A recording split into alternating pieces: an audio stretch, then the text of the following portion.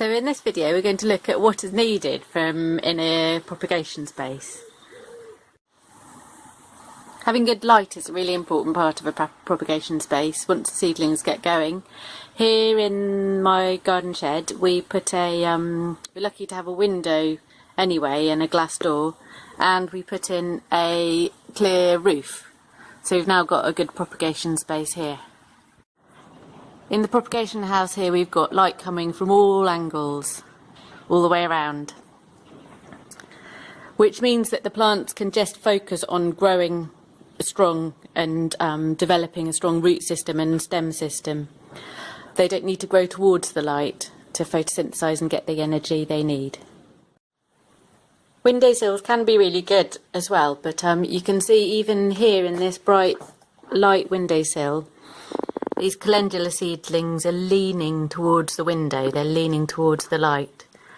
So the more light from all directions that you can get, the better. Being able to have the right temperature is also a really important part of having a good propagation space. So and that temperature will vary depending on what you're growing.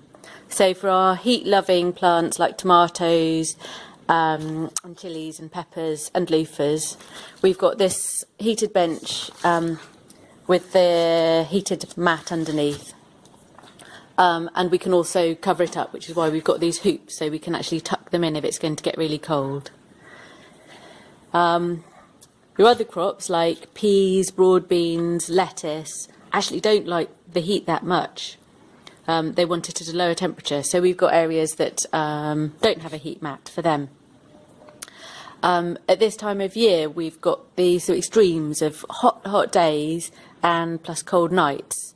So as well as being able to increase the temperature where it's needed, it's also important to be able to decrease the temperature in the propagation space, whether that's a greenhouse or your windowsill. So here in the prop house we've got these vents that we open and close to adjust the temperature. So we'll open them on a hot day and close them overnight. We also would potentially put some shade netting up over things if it's due to be very, very hot. To get the right temperature for tomato and chilli seedlings in the house, you can get one of these heated propagators, and each little module, each little tray has got an extra lid, so you can increase the temperature if needed. And for our lettuce seedlings that like it somewhere cool, a shelf in a shed or in a cool room inside will be fine. You also need to be able to water your plants. So here in the prop house we've got this hose watering system, and we also use the capillary matting, which holds water and allows the seedlings to take it up through the day. So on very hot days the capillary matting will hold some water and the seedlings will draw it up through the day if they need it.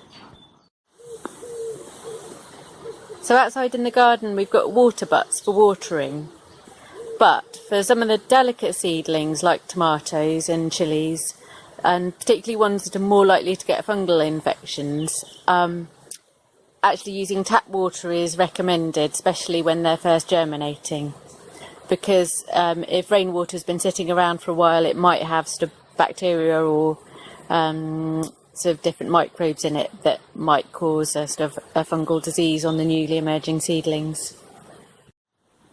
And for watering inside on a windowsill, we've actually got trays or dishes underneath all the plants, which means that we can water them well and even put some water in from the bottom into the tray, and we don't need to worry about it splashing all over the carpet or the cats.